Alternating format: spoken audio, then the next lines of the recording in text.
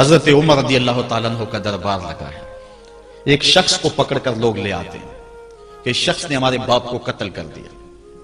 حضرت عمر رضی اللہ تعالیٰ عنہ نے پوچھا کیا ماجرا ہے بھائی؟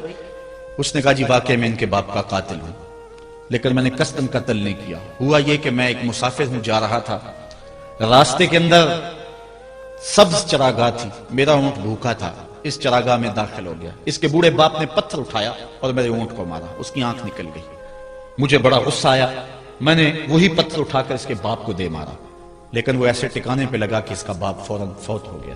میرا قصد اور ارادہ نہیں تھا، لیکن بہرحال میں اس بات کا اقراری ہوں کہ میں نے اس کے باپ کو قتل کر دیا ہے.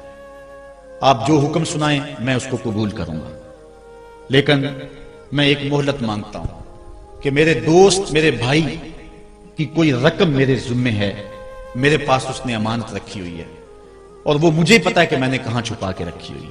اگر آپ فیصلہ کر دیتے اور میری گردن کاٹ دی جاتی ہے تو وہ امانت جو میں نے رکھی ہوئی ہے سنبھال کر کے، میرے علاوہ کوئی جانتا بھی نہیں ہے، تو وہ اس تک کون پہنچائے گا؟ اگر آپ مجھے 3 دن کی مہلت دے دیں تو میں جا کر کے اس کی امانت اس کو واپس کر کے پھر واپس آؤں گا، پھر یہ پھندا پھانسی کا میں اپنے گلے میں ڈلوانے کے لیے تیار ہوں گا. حضرت عمر رضی اللہ تعالیٰ عنہ نے فرمایا کہ کوئی شخص تیری ضمانت دے دے تو ہم تجھے چھٹی دینے کے لیے تیار ہیں. اس نے دائیں بائیں دیکھا، پورے مدینے میں اس کا کوئی شناسہ ہی نہیں تھا، واقف ہی نہیں تھا، ایک اجنبی شخص تھا. حضرت ابو ذر غفاری کھڑے ہو گئے، کہا حضرت عمر میں اس کی ضمانت دیتا ہوں. ضمانت دے دی گئی، وہ چلا گیا. تیسرے دن وعدے کا جو وقت تھا، لوگ جمع ہو گئے، دربار لگ گئے. ابھی تک آنے والا نہیں آیا. لوگوں نے کہا ابو ذر تو نے غلطی کی ہے، ایک اجنبی کی ضمانت دی اور ابھی تک وہ نہیں آیا. اور میاں صاحب فرماتے ہیں ایک بار جو پھانگی اڑ جاندے اور پھر کدی نہ پھنس دے. ظاہر ہے وہ چلا گیا، واپس تو نہیں پلٹ کے آئے گا، اسے پتا ہے کہ آگے سیدھی سیدھی میری موت ہے، تو تم نے یہ کیا غلطی کی؟ خیر آپ نے فرمایا کہ اگر وہ نہ آیا تو یہ پھانسی کا پھندا میرے گلے میں ڈال لینا، لیکن بہرحال میں نے اس کی ضمانت دی. کچھ عرصہ بیتا کہ دور سے گرد و غبار اڑتا ہوا دکھائی دیا. جب صورت واضح ہوئی تو وہی شخص تھا. حضرت عمر فاروق رضی اللہ تعالیٰ عنہ کے دربار میں کھڑا ہو کہنے لگا حضرت کسی وجہ سے تاخیر سے پہنچا ہوں، معذرت چاہتا ہوں، اب جو حکم ہے پورا کیجیے. حضرت عمر رضی اللہ تعالیٰ عنہ اس کے پھانسی کے احکامات جاری کر چکے تھے. آپ نے فرمایا کہ ابو ذر یہ بتا کہ تو نے اس کی ضمانت کیسے دی جب تو اسے جانتا نہیں تھا؟ تو سنو حضرت ابو ذر غفاری نے کیا کہا.